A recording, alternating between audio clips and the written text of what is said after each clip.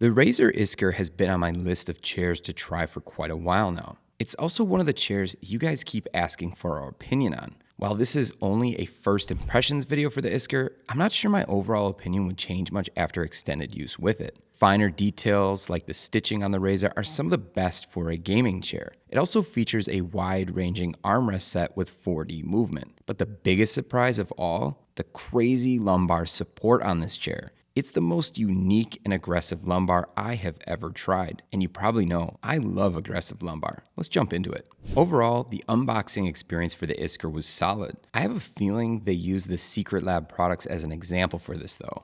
Oddly, it felt like a very similar experience to the Secret Lab Titan unboxing. How things were packed in the box to the massive assembly instruction set that you just can't miss when you open it. We of course posted this massive instruction set up on the board like we've done in the past. By the end of the unboxing process, I had 3 different instruction sets on the board for this one though. Everything in the box was well packed, foam around each of the parts, and each part placed within the box so there wouldn't be any movement during transit. Each of the parts came out of the box unscathed and in perfect condition because of how they were packed. One of the first things I noticed with the Iskur though was how nice the upholstery and stitching was on the seat in the back. And ultimately, this is probably one of my favorite parts of this model. I'd say it's definitely on par with Secret Lab products, which I'd consider to be some of the best racer-style gaming chairs currently on the market that retail for around $500.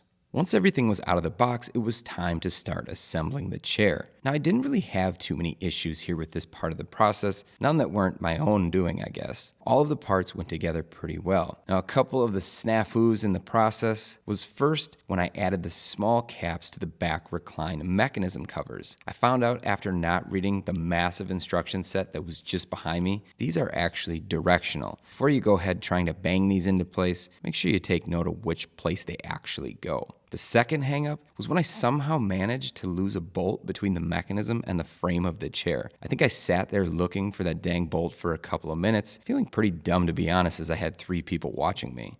Once everything was together, it was time to finally sit down in the chair. But before I could sit down, the first thing I noticed about the Iskur was how upright this chair sat. I mean, it almost looked like it pushed you forward when sitting in the chair with this massive hunchback design that was, I guess, interesting. Getting into the chair, I could tell this upright position was more than I would like, but I could see it being a benefit for some of you who really like to get into a game or some type of task at your desk. I struggled a bit at first trying to get this Iskur set to recline. I found the tilt tension was cranked way up, so I ended up loosening it a bit, and then I found I needed to loosen it up again. I found the biggest issue with the tilt in the chair was just that it was a centered tilt mechanism, and it made for it to be a little bit more difficult for me to actually get some leverage to recline back in the chair. Once I started to recline in the chair, I also found that the back angle mechanism was a bit tricky to get to engage at first as well. I had others in the office try it, and it seemed like everyone struggled with both the tilt function and the back angle adjustment on the Iskur.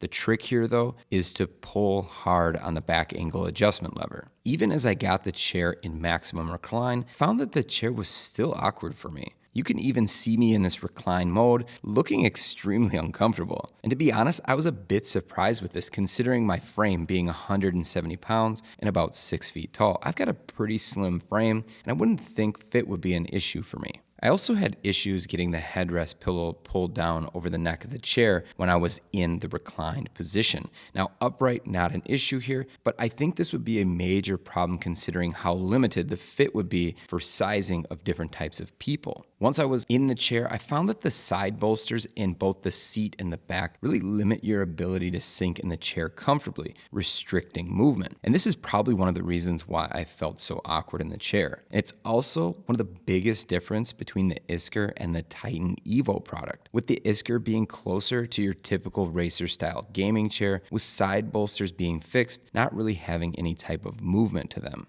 The armrests do have a nice set of adjustments to them, and I also found that the pads were really soft as well, without any uncomfortable sharp or hard edges to them. Even with height, width, depth, and pivot adjustment though, I did find the arm pads to still be a bit too wide for me. Now this part didn't really make sense considering how narrow this chair sits. The seat pad on the Iskur is definitely on the firm end of the scale for seat softness, But again, compared to the Secret Lab products, I feel it's more comfortable. Sitting on the Secret Lab chairs feels like sitting on a brick to me and honestly makes that chair feel like it's unsittable. I know that's not a word. The fabric also feels nice when you wear shorts in the Iskur, which I find myself wearing shorts most of the summer, even here in Wisconsin. Of course, the most interesting thing about the Iskur was the lumbar support. Honestly, I've never seen anything like it before. Using a gas cylinder for adjustment, it pushed out the back pad in a top hinging type motion. This created the most aggressive lumbar I have ever seen in a chair, and I've sat in well over 1,000 chairs in the past 17 years. I also found that it scooted you so far forward in the seat that there was barely any room left on the seat pad, and getting the lumbar pushed back was a bit weird as well. So overall, the Iskur looked better than it sat. I'm not a huge fan of racing style gaming chairs, but I feel that for $500,